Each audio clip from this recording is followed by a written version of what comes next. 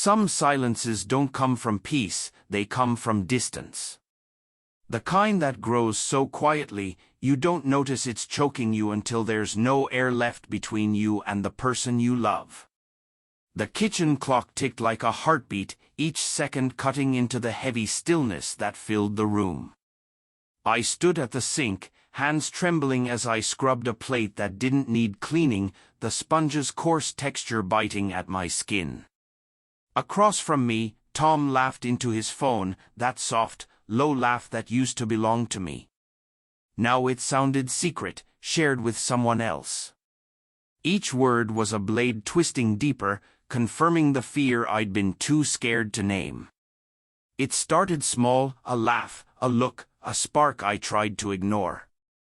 At the neighborhood barbecue last month, under the lazy hum of cicadas and the glow of string lights, our neighbor Leah tossed her head back and said, half-jokingly, "Anyone want to trade husbands? I'm open to offers." Everyone laughed. I did too. Then, half playing along, I'd teased, "Fine, I'll put Tom up for grabs." And that's when Leah looked at me, eyes bright, lips curved, and said, "I'll take him." The words landed like a dare. Tom blushed, brushed it off, but his fingers lingered on his beer bottle too long. So did her smile. It should have been nothing. Just a moment. But moments can splinter, and that one stayed lodged deep. Now, in the quiet of our kitchen, that splinter throbbed. I set the plate down, the soft clink against the counter sounded too loud, too final. Tom's eyes flicked toward me, catching the light. For a second, I saw the man I married, boyish grin, warm and kind. The one who used to dance with me barefoot in this kitchen to songs we made up. Then his phone buzzed. And everything changed. A flicker in his eyes, guilt, excitement, before he turned away, thumbs moving fast. "Who's that?" I asked, my voice sharp with something between fear and fury. "Just work," he said too quickly. The lie hung there, thick as the scent of soap and betrayal. Work didn't make him smile like that. Work didn't make him hide his screen. I wanted to shout, to demand, "Who is she?" But terror kept me silent.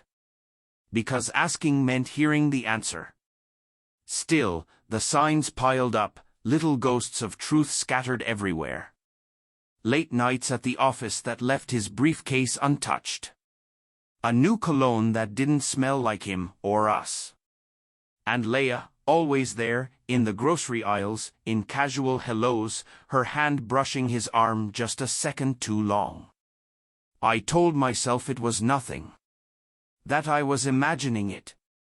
But doubt is patient, it grows roots deep inside you. That night, sleep wouldn't come. The air felt heavy, the sheets clinging to my skin like guilt. Tom slept beside me, his breathing calm, his phone glowing faintly on the nightstand. A message flashed across the screen. My pulse spiked. I reached for it, hand trembling. This was the line, once crossed, there'd be no way back. But the not knowing was killing me. His passcode. I knew it. My fingers moved before my conscience could stop them. And there it was. Leah's name. A string of messages, weeks long. "Miss you already," she'd written. "Can't wait to see you," he'd replied. Not explicit. Not obscene. But intimate. Familiar. Pet names. Inside jokes. Plans for coffee dates I'd never heard about. Each message was another cut, small, clean, deep. I put the phone down, my hands cold and shaking. The room spun, shadows twisting on the ceiling into shapes of betrayal. How long had this been happening? Had he touched her? Kissed her? Loved her? The questions came like waves, each one crashing harder. I thought about our wedding day, his vows under that old oak tree, the way his voice had cracked on forever. I thought about our tiny apartment, our shared dreams, the quiet Sunday mornings that used to feel like everything. Had it all been a lie? The next morning, I studied him over breakfast. He poured coffee, humming softly, unaware that the ground beneath us had already split.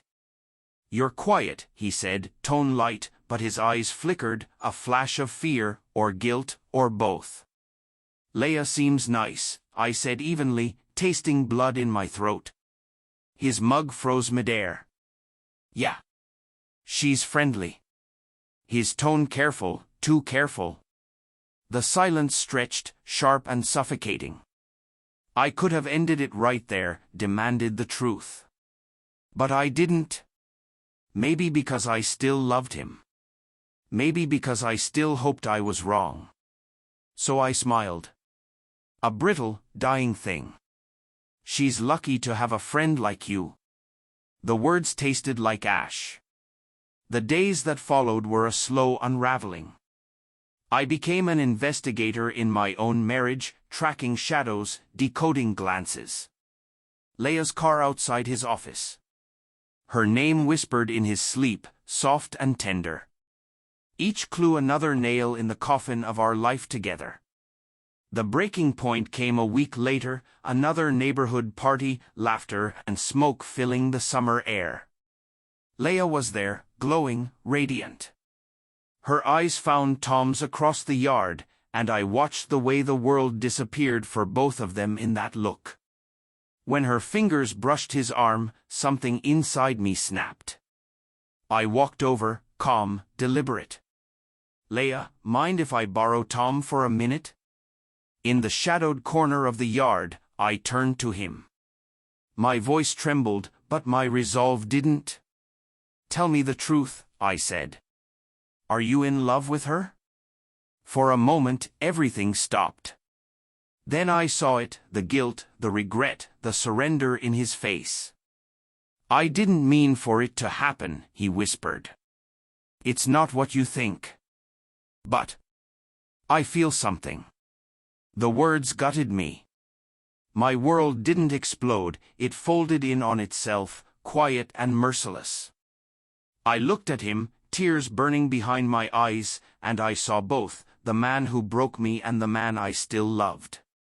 I turned away, his voice fading into the hum of laughter behind us.